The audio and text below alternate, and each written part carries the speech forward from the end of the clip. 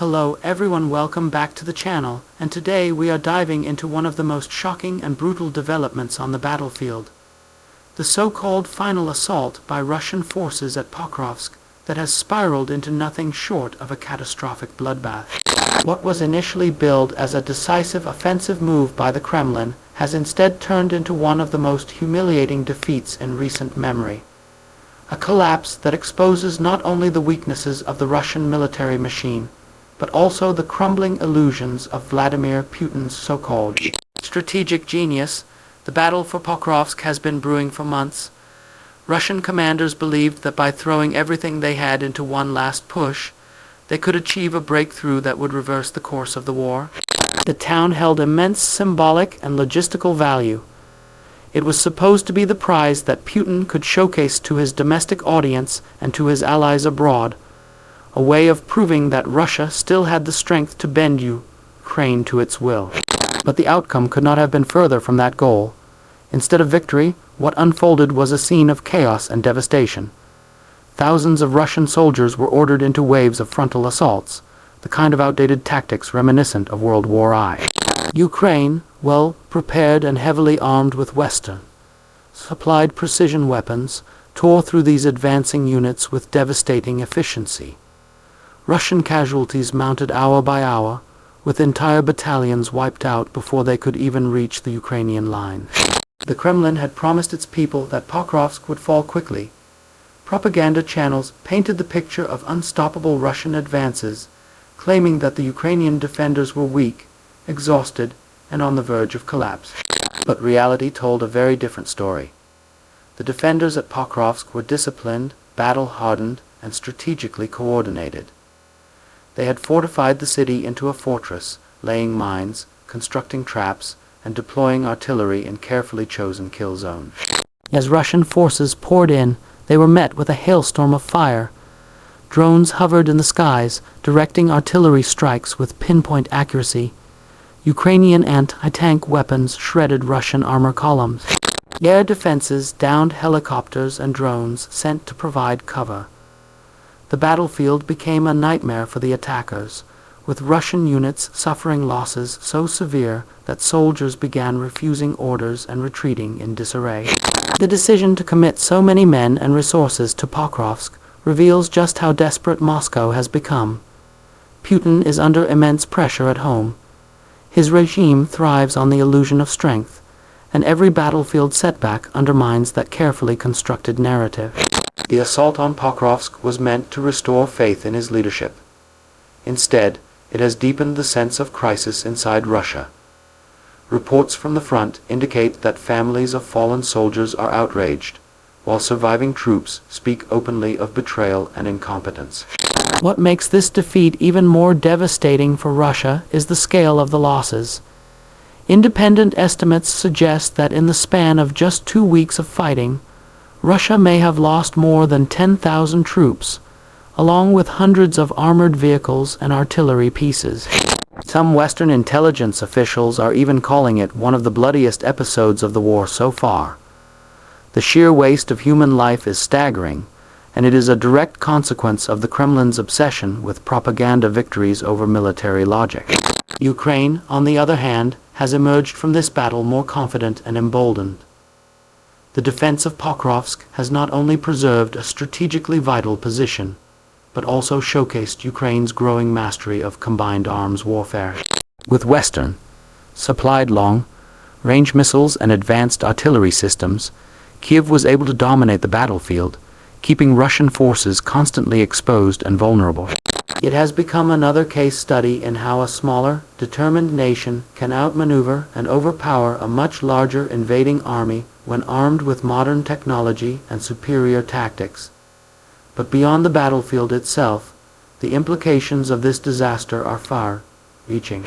For Putin, the Pokrovsk debacle is a political nightmare. He cannot hide the scale of the losses forever. Even loyalist Russian bloggers, who usually echo the Kremlin's talking points, have begun expressing outrage at the senseless carnage. The morale within the Russian military is crumbling, with many soldiers now openly doubting their commanders and questioning the purpose of this war. Some units have reportedly disobeyed orders altogether, unwilling to march into what they see as certain death. The international community has also taken note. Western governments, who had at times feared that their support for Ukraine might waver, are now more united than ever. The images and reports from Pokrovsk have galvanized Western resolve to keep arming Ukraine, with new packages of aid already being prepared. Putin's gamble has backfired not only militarily but also diplomatically, further isolating Russia on the global stage. It is important to remember why Pokrovsk was so important to Russia in the first place. The town is a key logistical hub in the Donetsk region, serving as a gateway for further advances westward. By capturing it, Russia hoped to disrupt Ukrainian supply lines and open the door to larger offensives deeper into Ukrainian territory. Losing so many men and resources here has not only failed to achieve those objectives, but has also left Russia weaker and less capable of mounting future offensives.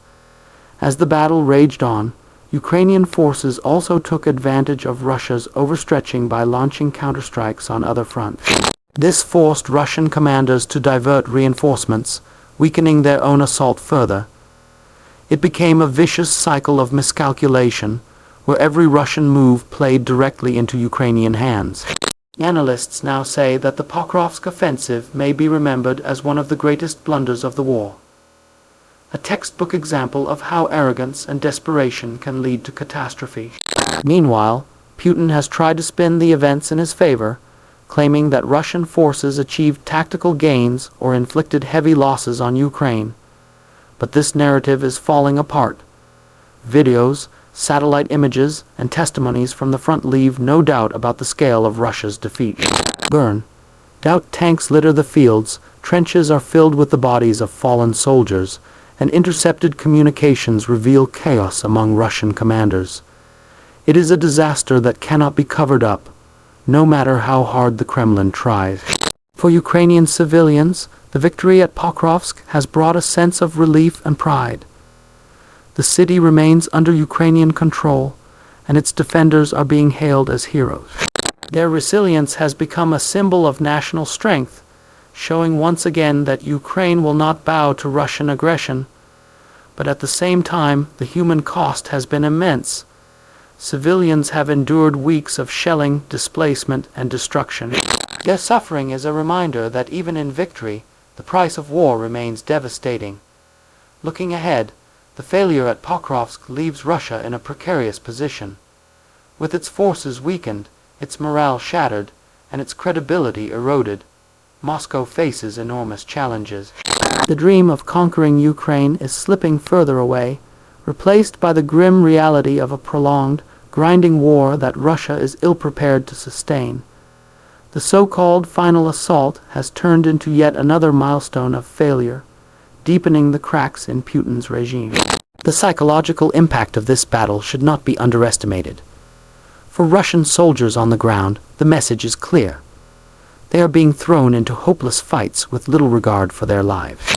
For Ukrainian defenders, the message is equally powerful. They can withstand and repel even the fiercest Russian offensives. This imbalance of morale will shape the battles to come, tilting the war further in Ukraine's favor. Putin's obsession with Pokrovsk reflects a broader pattern. Time and again, he has prioritized symbolic victories over rational strategy. He seeks headlines rather than long-term gains, propaganda triumphs rather than sustainable advances. But the cost of this approach is becoming unbearable.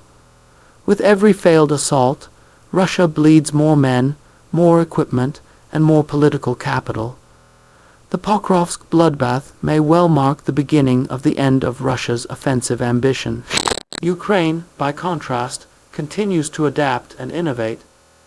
The integration of Western weapons, intelligence, and training has transformed its military into a force capable of defeating one of the world's largest armies.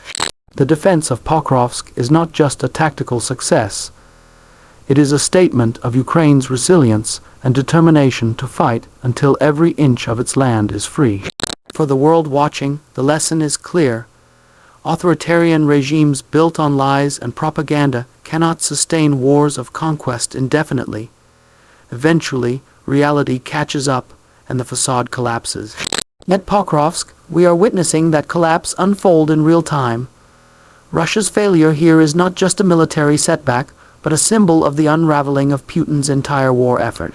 And so, the so-called final assault at Pokrovsk will go down in history not as a triumph for Russia, but as one of its darkest hours.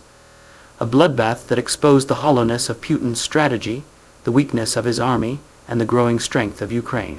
It is a reminder that even in the face of overwhelming aggression, a determined people can defend their homeland and turn the tide of history.